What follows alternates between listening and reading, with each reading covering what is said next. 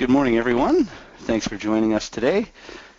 My name is David Porter, and I work for Intelligence Bank. I'm based out of Victoria, British Columbia, but currently working out of our San Diego office. And I'm pleased to have Isaac Gerstensang joining us from Destination Hotels. Isaac has more than 16 years experience in the hospitality industry, and he's responsible at Destination for overseeing and leading the internet marketing effort and overall strategic direction and vision and awareness and digital revenue for the portfolio. So we're going to get started today on our webinar that is focused around technology adoption being about the people. And we'll also touch on how to break down barriers to your DAM implementation based on our experience. So what we're going to cover today is thoughts from an expert in corporate change that we've worked with, and some insights from our own collective experience at Intelligence Bank. We'll also then move to a live case study for Destination Hotels and their DAM implementation, and get some key insights from Isaac. So we'll just jump right in here. We all know that there are a lot of DAM choices out there, and we'll give evidence that to implement a successful DAM, you don't necessarily need to overanalyze all of the options available or wade through 50+ RFP responses. We do minimum 10 implementations each month in Intelligence Bank, and we can guarantee the success of a project if you follow our steps and have a responsive partner and get people to buy in. Really, the people in the process are the key. So the single purpose of our DAM software is to make work life easier. That's the technology. But without considering the people, software projects will fail at alarmingly high rates. So you cannot make an effective change in process without people driving and adopting the change. People give the change traction, which in turn drives the momentum for the project. And if you're trying to implement a software platform and you don't involve the end users, it can be less of an implementation and more of an imposition on their existing process. So we work with a range of clients, large and small, with a range of implementation complexities from a straightforward resource library and asset retrieval needs to more complicated integrations and project management databases. So what we do is a series of upfront workshops to understand the existing and desired process, and this will help to de-risk the project by allowing the implementation team in real time to map the client's process to the platform and then review and refine prior to the project launch. So whatever technology you're buying, there are three main concerns that most people think to themselves. So in a sea of software where it's feature overload, the first question people will often ask themselves is, will the one I pick actually work the way I need it to, the way they are selling it? So obviously you need to do live trials and get to know the vendor that you choose and have some demonstrations of the platforms that you're looking at to become comfortable with the technology. But the second question is usually about the rollout, and that is, will my end users get how it works first up? Is it intuitive? Will they be able to get up and running quickly? And last, but certainly not the least, is the true success of a DAM platform is if the users actually enjoy using it.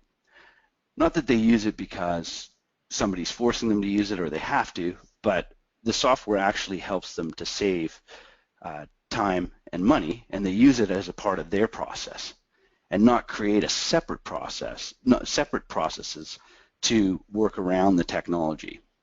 Like, for example, walking down the hall to ask Jim where to find an asset. So here's what we mean by all of this.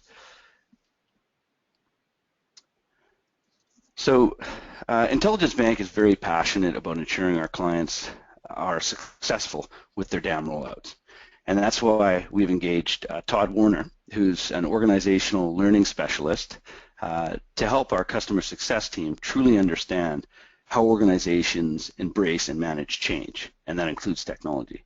David, I'm sorry to butt in. We're not seeing your slides. Are you moving them forward? We're still on your title slide. It's Jeanette.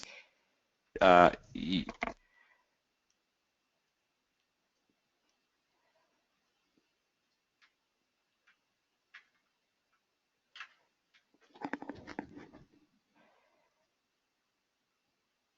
can you see them now?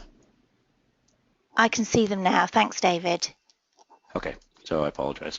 So these slides will be available at intelligencebank.com/HSE as well if you'd like a copy of them. Okay, so I'll just as I was saying, we've engaged Todd Warner, who's an organizational specialist, learning specialist, to help our customer success team understand how organizations embrace and manage change, including technology. Todd has led corporate learning at BHP and Duke, and he's published in Harvard Business Review. His insights are invaluable. So in his personal experience, Todd has seen very expensive technology implementations not go very well, simply because 3 human insights presented in the next slides were not followed.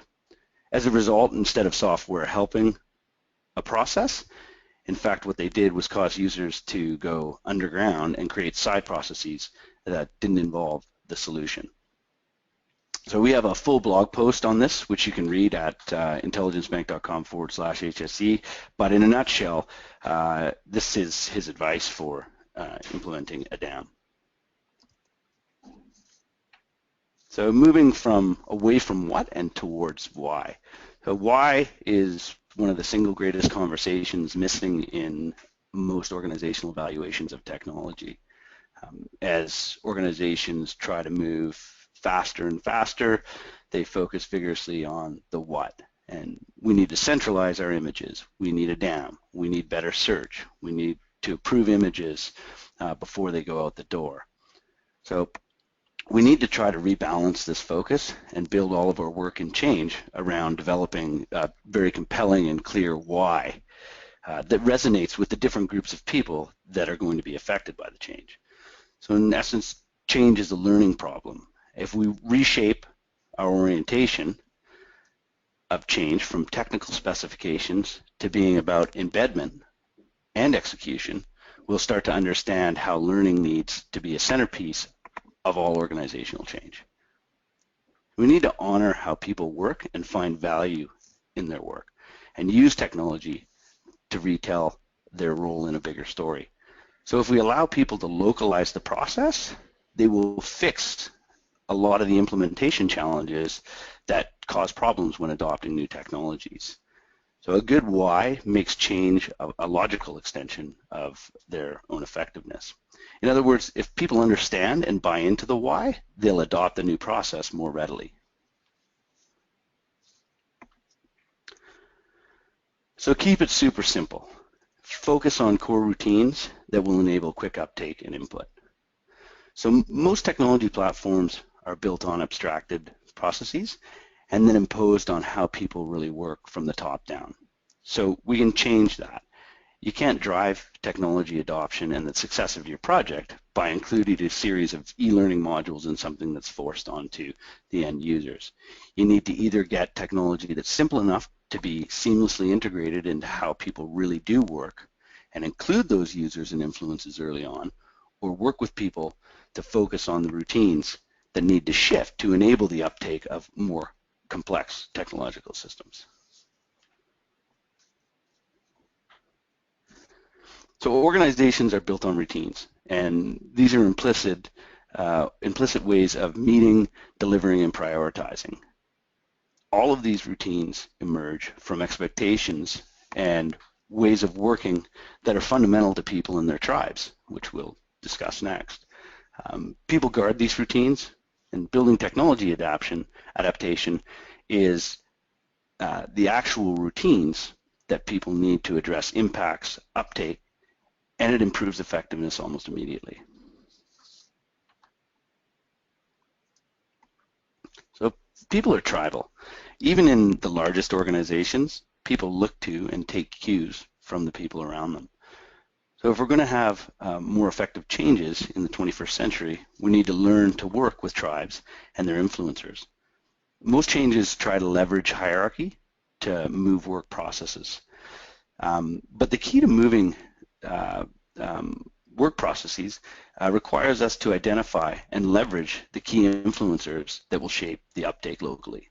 So change leaders need to identify and bring in key influencers who will be affected by the changes. Then enable those influencers to shape and drive the change and its implementation locally. So this requires us to rethink how we work with people during changes. There needs to be an ability to identify these influencers and then leverage them to get the traction on the ground with the people that we need to change their processes. So for example, if you're a CMO and you don't engage your designers and other doers in the implementation and design of your dam, you increase the project's likelihood of failure.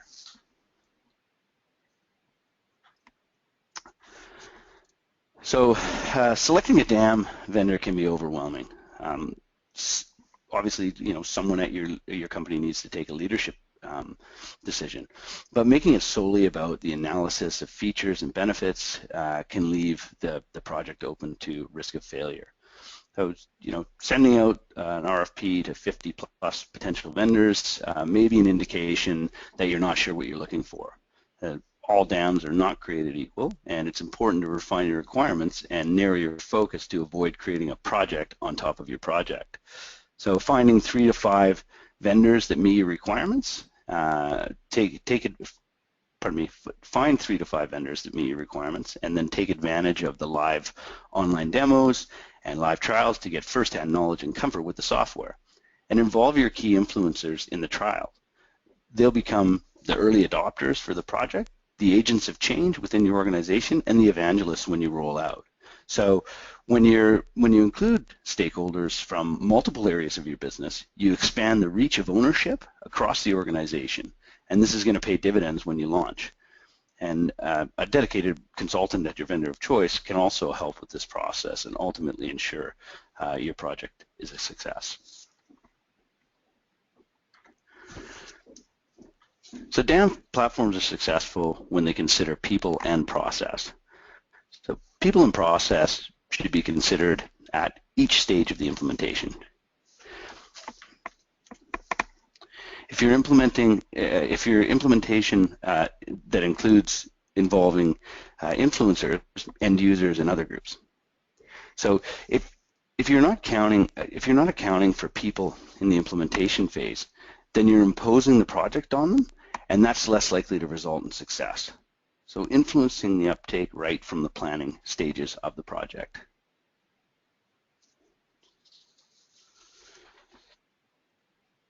So really you start with the stages of implementation. There's some simple tips and things to think about. It starts with people. Identify your users. Do they have different requirements? Do they think about assets in the same way? Involve them early. And then you go through to your site configuration. The process of matching your structure to your process and using things like custom landing pages and navigation cleverly to help people get where they need to go. So make it easy to find and label things as they are known by finding out from your users how they think about the content. So it's extremely important from a structural perspective to meet with stakeholders from the various user groups to learn how they think about those assets that are going to be housed in your DAM. So this will help you to define your folder structure, search terms, navigation, and naming conventions. And the main thing when we think about these things is call it what it is. If people on your team call it logos, call it logos.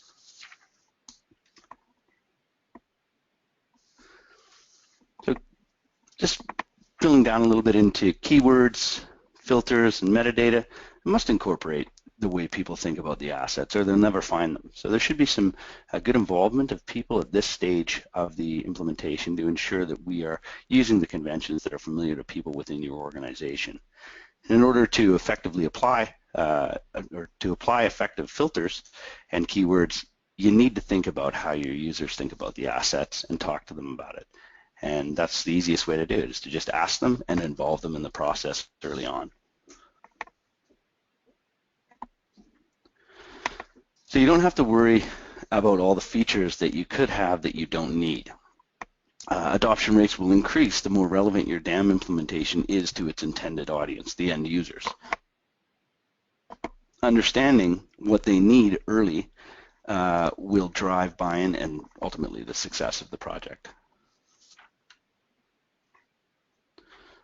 So quite often it's the simple human elements such as relationships and communication that make or break a technology implementation.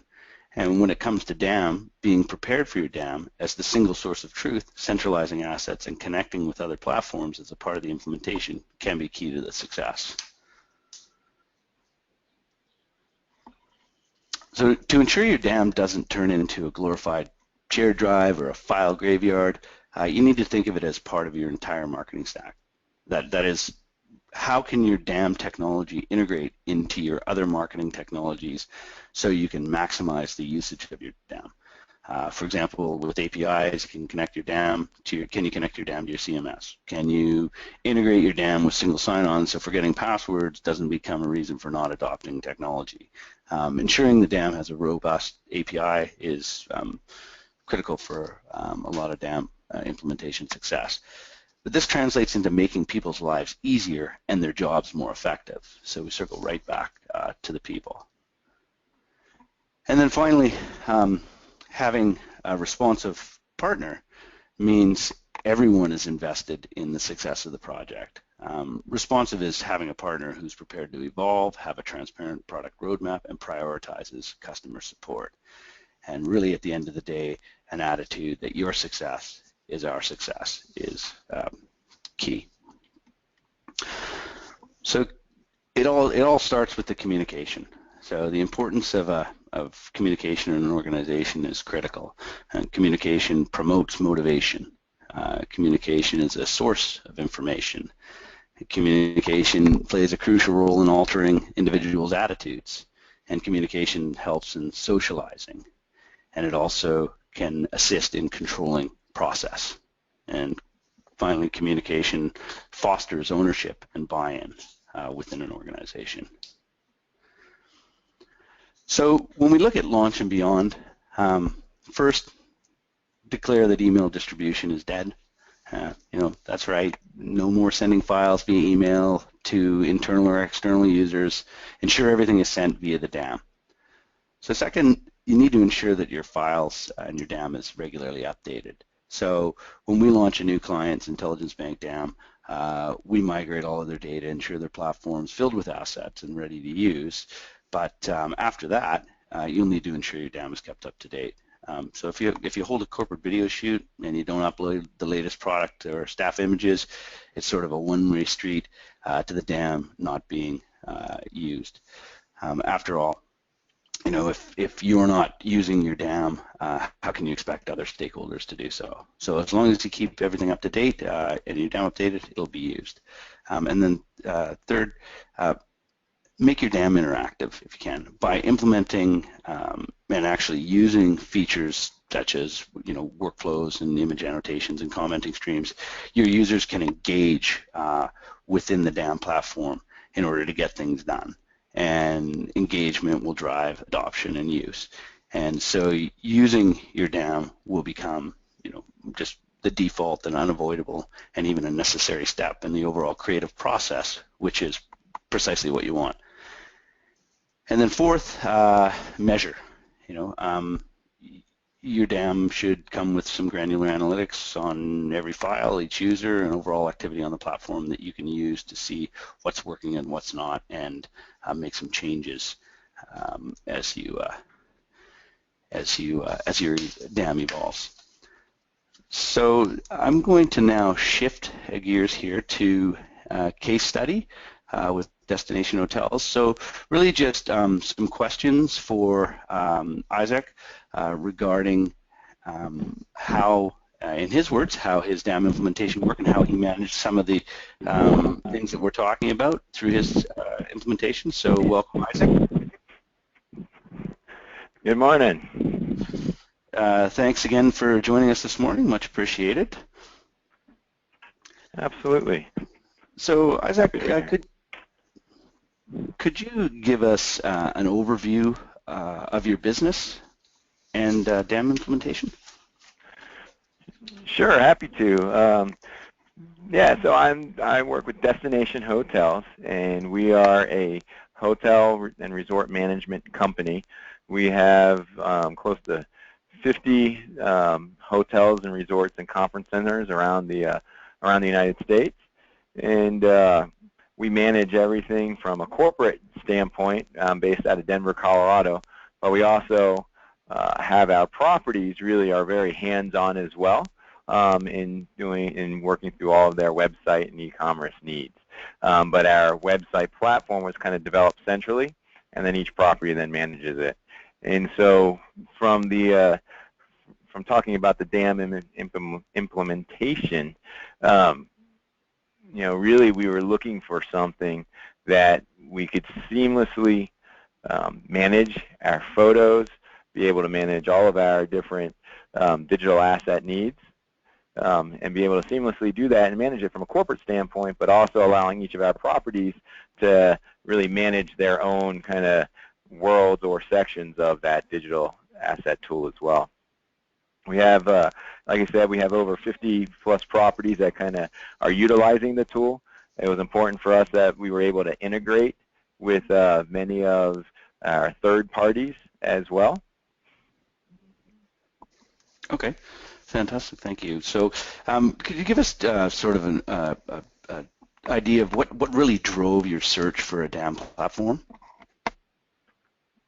Sure. So when we were looking for a dam provider, a lot of things came into play. And I think two big things were, we were in the process of redoing our corporate website for Destination Hotels, destinationhotels.com, as well as all of our property websites. And in doing that, one of the things that we haven't done in the past was we didn't really have a good system to manage usage rights, right, and have a good central source for all photography, right? Each of our properties had their own kind of folders locally at their property level to manage all folders. So what we were looking for was kind of that central source of truth for all of our images across the collection. So when I needed to look for a photo of a swimming pool, I could easily do that and be able to do a search for swimming pools, and it'll show me all the pools across our collection because I was going to send out an email campaign. I wanted to have a picture of a pool, right? So from two of the key factors that really drove our decision, was really making sure that we can manage our usage rights, make sure that we had a central source of truth for all of our photography. And it was easy for all of us to get, either from a corporate perspective, a property perspective, or when we work with the media, because we have a lot of opportunities with magazines and different publications, blogs, whatever, and we needed to make sure that they could easily access all of our photos as well. So that was definitely a key part in our decision when looking for a dam provider, and we needed to make sure that we found somebody that was easy to work with, that we had a lot of requirements that we were looking to meet when creating our dam, and because we wanted to make sure that it also integrated seamlessly with our content management tool that we were building out on, which is Sitecore. We were using Sitecore for our content management tool for our new website platform, and we wanted to make sure that the dam integrated seamlessly with that. So now, as users at our properties go and they're swapping out photos on their websites, they could easily pull from Intelligence Bank and pull right into their website platform, and they don't have to do multiple steps. So we're definitely looking for a seamless integration there. Okay, great. Thanks, Isaac. And so what were the main challenges that you experienced early on in the project? Yeah, so I think right from the get-go, it was some of our challenges that we were looking at doing was, one, we had a quick timeline to get the website up and running, and then how do we get all of our property in order to create our new website, which was on a very fast timeline. We needed to get all of our photos loaded into Intelligence Bank or into the dam. And in order to do so, like I said, we have close to 50 properties, and each property has their own kind of folder of photos that were local on their property. So we had to get every single property to we had to show them why and coach them on why and let them know why they need to move everything into this new digital asset management tool, and kind of the value to them and why they needed to do it so quickly. Because sometimes it's like we say sometimes it's like herding cats to get people to in the different properties to help get some of the stuff going. So one of the biggest challenges was making sure that all photos were loaded to the dam, so this way we can start our website development project and make sure that we had all our photos there and we had usage rights and so forth. So I think that was one of the biggest first challenges that we came across. And thankfully, working with the Intelligence Bank team, they were great. They're really helping create processes and helping us with that whole process to make it easier for the properties. So this way, with the bulk uploads and with training and assistance, we're really able to make that process a little bit more seamless and a little bit easier on the properties. It still takes a lot of work, for some of our property leaders to find photos and get everything organized. But ultimately, to load it into the dam, that was I think that was one of the easier pieces of it. And then our other challenge was we work with a company called Leonardo to help distribute all of our photos across all the online digital space. So with all the OTAs, what we call them the OTAs, the online travel agents like Expedia or Orbitz or Booking.com, their websites pull in our photos, and we needed to make a seamless integration. So this way, we're not having to go to 3 or 4 different websites, or even more than that, actually, to manage photos in every single different spot. So that's why we use Leonardo, because they distribute to all those channels. But now, what we were able to do is with the integration, the API integration that we worked on with Intelligence Bank, is we load all our photos in Intelligence Bank, and then that integrates. We can showcase. We can create one folder that then pushes only the images that we want out to Leonardo, which ultimately goes out to the world, to all the different travel agents out there. So it was one of the challenges. Those are kind of the 2 challenges that we had that, working with Intelligence Bank made it very seamless and easy to tackle and manage. Thanks for that, Isaac. So you were managing a whole bunch of different parties with this implementation, and can you sort of discuss some of the key steps that you took to ensure that the implementation was a success? Yeah, I think the biggest thing for us in working on the implementation, I think there's kind of two factors or 2 different areas that we need to think about. And I think you kind of hit on it earlier as well. As one, from an implementation standpoint, you have the implementation and the integration between Intelligence Bank and all the work that your team would have to do, all the work that our agencies would have to do to kind of integrate everything seamlessly. But also on our side, on the stakeholders and the property leaders, and from a corporate perspective, making sure that everybody had the buy-in and was excited to utilize this new tool and understood clearly the why we were using this. And we had to educate everybody on that, right? And once we got everybody on board, it made it much easier to kind of start that integration and implementation process.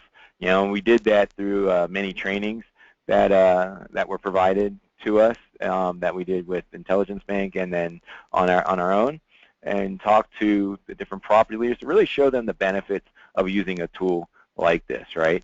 In the past, as I mentioned before, managing photos was kind of a nightmare on the property level, because not only would we have a folder, say, at a certain property, it may be that one specific person at that property had all the folders or had all the photos. So maybe a marketing manager or director of marketing at the property, and all of a sudden if they left or whatever, you got to find those photos. And not even on the property level, one person was kind of that holder of it, but if someone else needed a photo, it was hard to get access to that sometimes, right? So now being able to manage everything centrally and kind of really showcase that to the properties and take them through that, that was definitely one of the advantages in getting them really excited to move forward with this. Also with usage rights. And then, more importantly, making sure that it could distribute out to the media, and we had a place for all of our media to go and gather all the photos. Okay, excellent. Thank you, Isaac. So, did the scope of your project or implementation change at all during the process, and how did you manage the change? Yeah, once we started digging into the project and we actually started utilizing the tool, there are spots that that changed in the scope, and it was more, not necessarily on the intelligence bank itself. It was more as we started actually utilizing and pulling photos from Intelligence Bank into our new content management tool. There was additional needs that we decided that we wanted to make sure we could do within our content management tool, from finding a focal point of the image before we upload it into the content management tool, to cropping, to compressing, so we had web optimized photos throughout our website.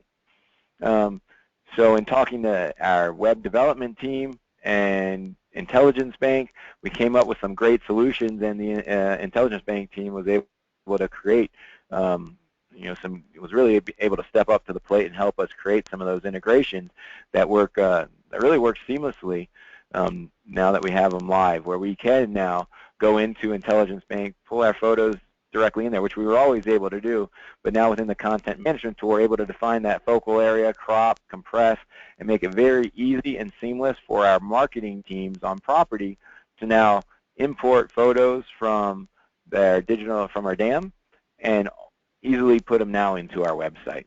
So, so that scope was something, as we started utilizing the tool, it was just additional needs that we found, and the team was great to help come up with solutions to resolve those challenges. Excellent, excellent. So do you see your DAM evolving further from where it is now? Absolutely, and I think that the way we're using it anyways, I know there's a lot of great functionality that we're still learning and utilizing within Intelligence Bank itself and within the DAM. So I think it's an ever, there's always something new. I think we're using it from the basic standpoint. We're starting to get more and more advanced. I think a few things that I really want to make sure that we're doing in the future is utilizing video. Right now we still have video down there. We haven't utilized the DAM yet for video and streaming it to our website. So that's a place where I'm looking forward to, kind of integrating a little further. So the video from the DAM to our website. So this way we have one place for everything, for our photos and for our videos. So that's a big piece. And as we evolve it further, we actually have a call tomorrow, internal call with all of our property stakeholders to, again, it's continual education with the properties on how to utilize the DAM. And one of the things that you brought up earlier in the presentation was the importance of naming your assets correctly and coming up with a very clear naming convention to use. One of the things that we're finding out is that when we're in our website, in our content management tool, if a property just loaded up all the photos and gave it the same name, more or less, and it wasn't very descriptive, then it makes it hard to understand. It makes it harder to go in there and search for the photo you're looking for. So we've come up with a plan on how to name everything, a specific way to name everything, so you can easily see, okay, this photo belongs to this property. This photo is about the dining room. This photo has a plate of food in it, or a cocktail in it, or whatever it may be. So now it makes it very easy for us to find photos, whether it's in the DAM or within Sitecore. So those are things that from internally that we're continually working on and evolving and training and coaching. But it was a great point that you brought up earlier, and just kind of really thinking through the strategic side. And I think that's where implementing a DAM, it definitely makes things much easier from the photo management. But I also think that from our perspective and from anybody that's looking at using a new DAM, you also got to think through that you need to think strategically about the implementation process as well. Because if you think through it strategically at the beginning, it's going to make it much easier and more seamless in the long run. on how you start accessing photos and your different assets. Okay, so just one last question here for you, Isaac, and if you could give another company a tip or a couple of tips who are looking for a DAM platform, what would that be? Sure. I think that I guess some of the things that I found the most valuable and the things that we were looking at, really the responsiveness of the different providers. Some got back to us right away and were very easy to work with, and and I think that's what you're looking for, right? Is finding companies that are responsive, that kind of have the same what do you call it? Kind of the same culture as we do. I'm not one when I'm working with different vendors and looking for vendors. I don't like the sales process. I don't like people that are overly salesy, and so that's one of the things that I was looking for in a provider.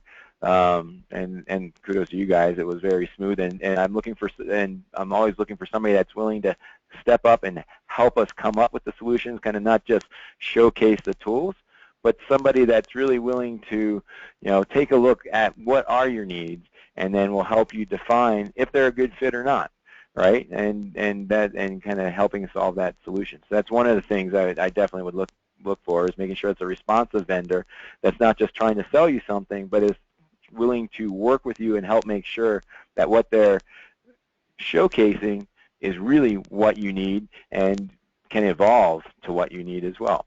I guess another thing I would touch on is the kind of the people and kind of the comfort level, and then kind of talking, but also really what are the capabilities. Those are some of the things that we really looked at when evaluating a DAM, right? We looked at the capabilities of the platform. There was a number of things that were prerequisites for what we were looking for in a DAM. So it was going through and kind of before you even get on the phone with anybody, it's making sure I have my list of everything that I was looking for. And so this way, when I was able to talk to the different DAM providers, I could ask them, and it's not even providing them that list, it's having them provide me the list, so then I can check mark off of what they're saying they can do and make sure, and how does that compare to what my needs are. And then if there was any missing gaps, then I could ask them, do you do this, do you do that?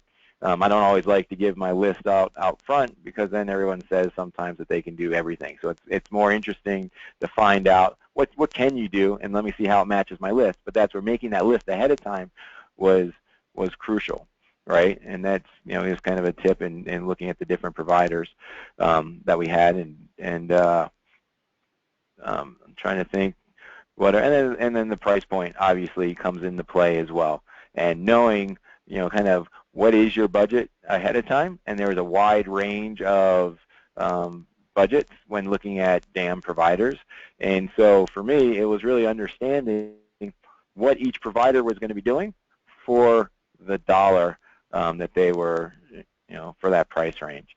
So really defining what that looks like, determining what your budget is, and having a clear understanding on what you want from that budget, and not only what you want, but what are all your stakeholders? What are they expecting out of this? So you can have those conversations before really getting into the process as well. Well, thanks again, Isaac. I really appreciate your insights here. Maybe just stay on the line in case anybody has some questions for you here. Going to just wrap things up. Thank you very much for attending the webinar this morning. We hope you found some insights and enjoyed the presentation. You can go to our website at intelligencebank.com/HSE if you want to get some more information with a blog post from Todd, or download the presentation. It's available for you there if you like.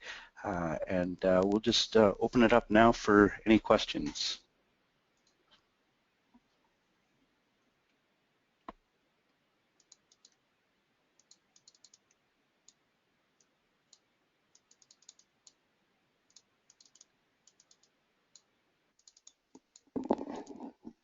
Hi, David. Are you seeing the questions? I'm not. Okay, no. I'll read them out to you then. We've had one. Are there any guidelines for how to staff for a DAM implementation? FTE estimates. Well, it's really a project by project. It depends project by project. You know, we have implementations, as I mentioned. I didn't have the slide up at the beginning there, but we have implementations that vary from size of the organization to scope, whether or not it's just for use within a marketing department for asset storage and retrieval, or if it involves, it's more of an enterprise implementation that has all sorts of integrations. So what we like to do with our clients is to get to understand, or prospective clients even, is to get to understand what their implementation entails, the number of people, the number of different departments, and start to get a sense of, you know, what that project scope is. And then once we have that information, we can start to discuss what kind of roadmap the implementation will follow. But as a DAM provider and for our implementation process, we do a lot of the heavy lifting. So we try to offload a lot of that from our clients to make sure that we understand what they're looking for from an implementation perspective, and then we build out the application to suit their process. So we map their requirements into the platform and then train their admins on what we've done. So we can take a lot of that workload from our clients. And I'd add to that, Dave, that I 100% agree. And, you know, with us, I would love to have had a full-time employee that was just dedicated to overseeing the DAM and all of our digital asset needs. But the fact of the matter is we don't have that, and I'm sure many companies out there don't, but I also know many companies do. But for us, it was that I think the coordination at the beginning is something where, you know, we were able to get it done. There was, you know, kind of 2 or 3 people kind of brought it in as part of their role, but working with the DAM provider, you know, they've definitely made it much more seamless to help with the implementation. So I think it could definitely be done without having an FTE really, you know, spearheading at the beginning. But with that being said, somebody does need to be that point person at the company, right? So we had one person here at Destination Hotels that was really the point person to then communicate with all the properties and everybody on exactly what to expect, how to, you know, what the strategy is behind it, and how to make sure the naming convention and all of that. So definitely takes a little bit of time on the initial implementation, but I don't know if a full-time employee is needed, at least on what we were implementing, and we had a big project at the beginning. So. Good. The next question is, are you only managing photos in the DAM, or are you also using it for other types of creative assets, i.e. ad layouts, brochure layouts, etc.?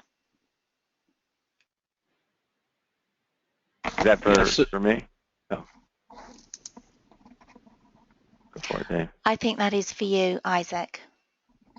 Yeah, you know, and we are using it for everything. We, you know, initially we would use it for all of our photography, but the idea is the way that the structure is set up within our DAM implementation is that we could have as many folders as we want. So kind of from a broad structure, we have a folder for all of our corporate photo assets, and then a property level folder. And then once you get into that property level folder, you can go into by property. And then we have it broken out into additional folders where you have your creative, your style guides, and then you have another folder for photos or videos. And then on the corporate side, that's where we put all of our brand guidelines, our templates, PowerPoint templates are loaded in there that we want people to use across the company. So we really utilize it for all of our digital assets. And this way, for each folder, we can put custom rules, or I guess permissions, if you will. So we can say that the media only has access to this photo folder, and then this one everybody has access to. So it's really cool how we can make the different levels of permissions based on what it needs, because some of our standards and guidelines we don't need to share with media or different agencies. But there are some things that agencies need, our development agencies and our design agencies need to get in templates, so we do load them all within the DAM in different folders, and we kind of have a structure based on usage rights and who needs to see what, but it makes it pretty seamless. Good. Next question. Once the initial team has accomplished their implementation, who is in charge? Okay, so when we do an implementation with a client, we will not only walk the admin team through the implementation, which is typically a small group of stakeholders, anywhere from sort of 1 to 6 people involved at the organization. We will then also provide consulting support through the initial launch period. So what that does is really helps to de-risk the project, because you have somebody there that's dedicated to your organization that can work with your key admins on addressing any issues that come up and any refinements that need to happen with regards to the configuration of the site, so that it's working well with the organization. So that, coupled with the training during the implementation period, really assists in a smooth transition to the site. And typically we'll see, as I mentioned, anywhere from sort of 1 to 6 main admins, depending upon the scope of the site. Isaac, I don't know if you want to add how many people you have admitting the site. Yeah, we have one dedicated person to it, and when I say a dedicated person to it, I don't mean a full-time employee. It's part of her functions. It's one of her job responsibilities, but we have one person that kind of helps on a day-to-day to make sure that images are being loaded correctly, or if there's any questions that come up from the property leaders and teams. But as Dave mentioned, whenever we have questions or anything, we really lean on Intelligence Bank as well to help answer them. They've been great in doing additional trainings and really helping us through the process. But we just have one person kind of overseeing the project on a day-to-day basis. Okay, next question. Can you share some best practices for collecting asset rights data from external partners, agencies? Yeah, for me, it's just making sure that you have your legal team define that, kind of a one sheet on the usage rights that people can, that when using photography or when you're going out and taking new photography, you have a standard agreement that says, you have the right to use this photo. And then once you have that, it's a matter of making sure that everybody who's loading photos to the dam is adding in to the dam the dates, right? The clear dates on who owns the rights to it, who was the photographer, if you will, if that's what we're looking at, and then who is what are the dates? When do they expire? You can add all the functionality into the dam, and by doing so, now you can also see it there when you're in the dam. But when we go into our website and we're in the content management tool, we can check to see if there's any expired photos on the website as well that need to be swapped out. So best practice is really making sure you have that one sheet or that one kind of agreement that you created with your legal team, and then you get everybody signing those, and then you implement everything into the dam is a must. Doesn't help to just have the paperwork and not to tie it in with the dam.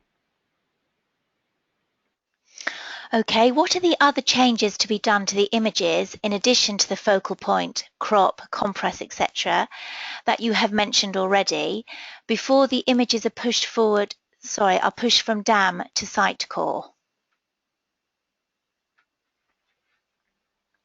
Before the images are pushed from, yeah, I mean that when we're pulling the images from the dam into Sitecore, I mean that's really all that we really need to do is go into we go in through Sitecore. Once the photos are loaded into the dam, we don't, our users don't have to go into the dam at all, again, right, for loading into the website. They just go into Sitecore, into the content management tool, and they go to the page that they want to change out a photo, and they say, browse photos, and it automatically connects into the dam, and you select the photo that you want to use, and then as you're selecting it, it's actually selecting it right out of the dam, but it's pretty seamless to the user. It's not like you have to go to another step.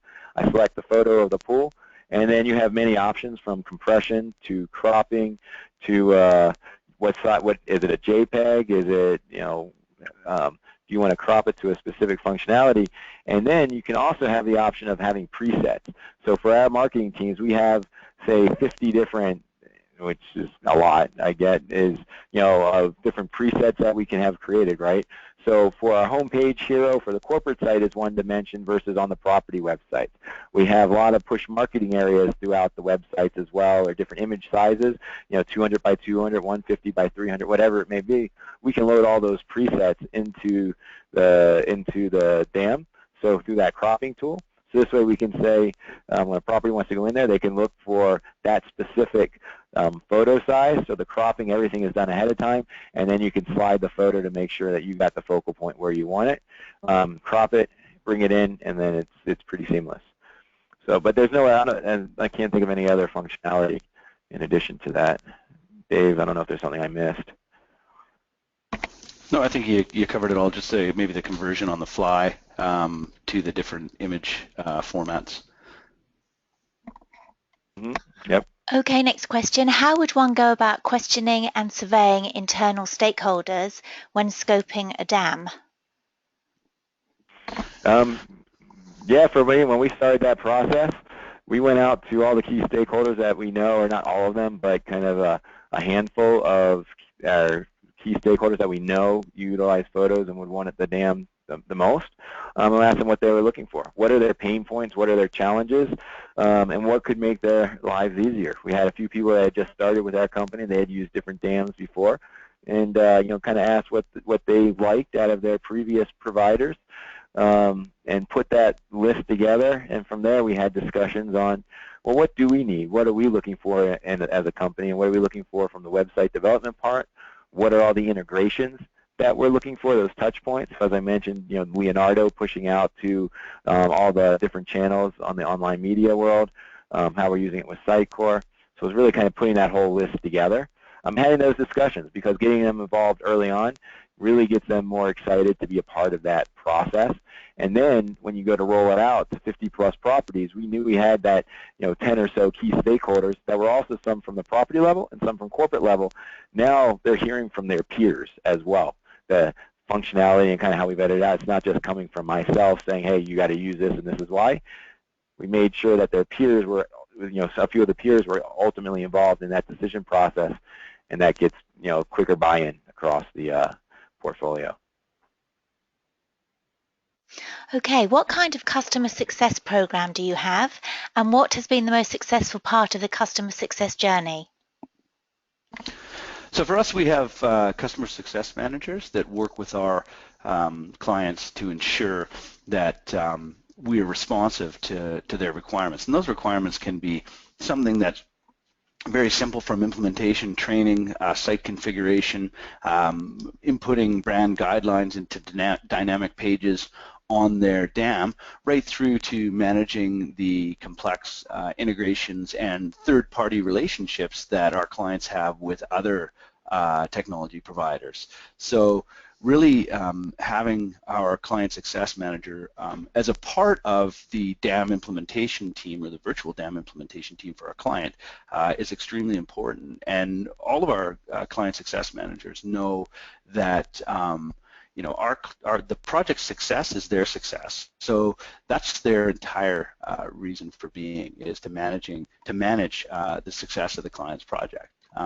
As a SaaS provider, obviously, we want to ensure that our clients are clients for many, many years. We're not looking for a sale. We're looking for a partnership in providing the DAM to our clients.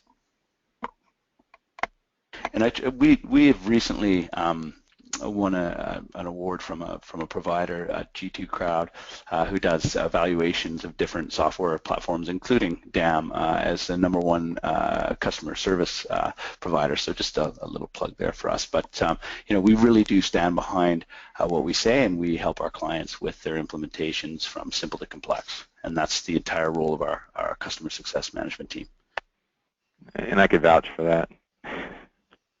Okay, next question. Do you have any further advice about managing up when you're working within established hierarchies? Or can you suggest a plan of action for education, e.g. a model like stewardship, realities, recognizing need, demonstrating solution? Yeah, we're a very ROI-driven company, so it makes it very hard to bring in new platforms and have it if there's not a clear ROI. And I think that's the challenge for us, that the dam falls into, right? How do I show an ROI to this, right? It's not like it's revenue generating necessarily, but at the same time, we also know that that it's a critical part of how we work and how we manage all of our digital assets. So it kind of goes back to what we've been trying to do and really bringing those stakeholders and the key players in from the very beginning and showing them what the needs are and the why. If you don't know the usage rights of your photos and you have an old photo on your website, what are the legal implications of a photographer coming back, and saying, hey, you're using that photo and I don't have usage rights, right? So it's really trying to, bring out all the reasons on why you need this, put it in a very concise document, and have meetings with those higher ups to really showcase the why behind it.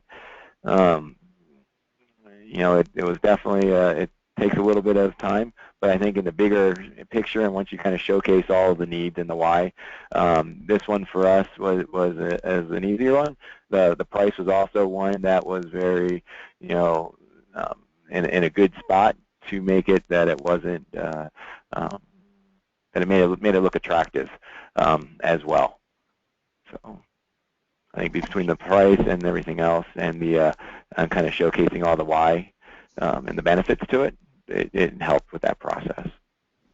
Yeah, and we assist our clients at sort of that stage with a business case builder that can help them to present their case to leadership, and really it is focusing around the why and it's sort of driving change within leadership to try and free up the budget dollars that are needed for projects like this. And a lot of what makes these implementations successful is there's a strong internal voice that's driving for the change. Somebody who is aware of all of the benefits to the organization and can articulate those from a business process perspective and from a financial perspective through leadership, and that's been successful for our clients in helping to get projects off the ground. And then really just working with all of the teams that have different touch points on the assets and ensuring that their input is a part of the project out of the gates can help to increase the success of the project, and just communicating that with leadership early on that is going to be the process that's followed has been successful for our clients as well. And I think the one word that really helped with our leadership team was efficiency. The amount of efficiency that implementing a dam created for us was huge, and showcasing how that was going to work was a big selling point for us as well. Okay, Isaac, how do you handle photos that are life cycled out, i.e. pictures and other content you might want to keep for historical purposes, future archives? Within the dam, well, once they expire, you can still keep them in the dam, but it has expiration dates, so you can do it that way. One way that we're still working through that process, but one of the things that we talked about is that if we want to have an archive, if you will, we just create a new folder within the dam, and we can say that only these people have rights to utilize those folders, and you can set permissions so only certain people can see that folder. But you can pull everything into an archive folder, if you will. And that was one of the things that we've talked about. We've only had the dam now for just about a year, the implementation, so I don't think we've got to that level where we have a lot of items that need to be archived. But that's how we plan on doing it, is kind of creating a folder. And I haven't talked to that with Dave and the Intelligence Make team yet. They may have another solution that we should be doing, but that was what we had in our mind. Okay, I think there's a couple more questions to finish off. To clarify, you are using Intelligence Bank with a plugin to Sitecore for your websites. Then you also use the Leonardo API that pushes images to the travel agents. Is there a seamless integration between Intelligence Bank and Sitecore? Yes, yeah. So we everything is being stored in Sitecore. All our images are stored there. They created the plugin in the API that goes right into Sitecore. So yes, I think it's pretty seamless. And as we've been working with them and we saw additional needs that we wanted to be able to do, we just go to Intelligence Bank and talk about it, and they're able to create the additional functionality that we're looking for. But yeah, and with Leonardo, exactly. We have an API. It pushes to Leonardo, and we're able to say the only folder that we want to push out, we'll push to Leonardo through the API, and then they have it where it pushes to the online world. And the Sitecore one is just that widget and the API that Intelligence Bank created. So all of the properties were, just by way of a quick example, have uploaded all of their assets to the Intelligence Bank DAM. The Intelligence Bank DAM has certain functionality around review dates, cropping, conversion on the fly, etc. And so users can work within Sitecore and browse all of the thumbnails and then select the ones they want to bring over into Sitecore and convert on the fly, set the focal point, resize, those types of things very seamlessly, so that once the assets are loaded up into Intelligence Bank, users working in Sitecore can remain within Sitecore. They don't have to flip back and forth between the two. And then how many assets do you have in your DAM and how many users? Wow, how many assets we have? I don't have that exact count, but we have 50 properties or so, and for each property we have at least one person, in some cases two, and then from a corporate standpoint we probably have, I'd say, 10 users. So I would say we have anywhere between 60 and 100 users in there, and then and for each property, from a corporate perspective, I think we've loaded close to 500 images, and then for each property, they have a minimum of, I'd say, 40 images, and some have up to 500 images per property. So we have quite a few in there, and we're continuing to evolve. And that's one of the things that we just work with the Intelligence Bank team on, as far as how much file space and size we need. We just kicked it up a little bit because we're starting to really make sure that every image that is used is loaded into Intelligence Bank and ultimately used. Because one of the things when we do blogs and stuff, properties were just loading their blog photos on there thinking that's not a big deal, but it is a big deal. We need everything to be loaded not just directly to the blog from their desktop. It needs to be loaded first to Intelligence Bank or into the DAM, and that's where they then get it and put it onto their blog post, because we still need to know the usage rights for every image that's on our website.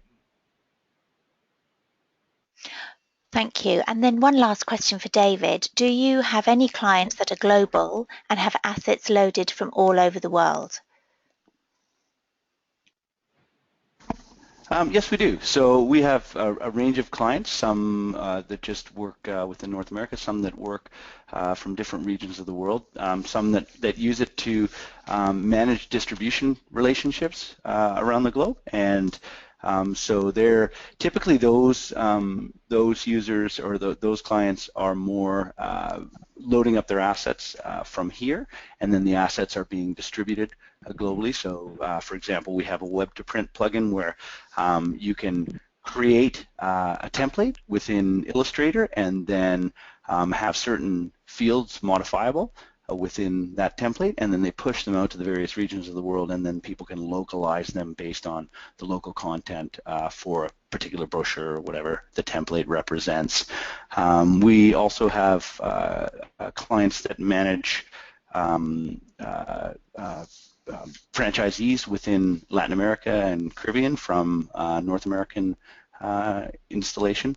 And our head office is actually in Melbourne, Australia as well, and that's where our development team resides. So we do have servers in Melbourne with AWS, in the UK, and then also here in California. Well, thank you very much. That was a very useful webinar. Thanks, Isaac, for your contribution, and David, of course, thank you. Yeah, thank you very much, everybody, for joining. Goodbye. Thanks, Isaac. Thank you.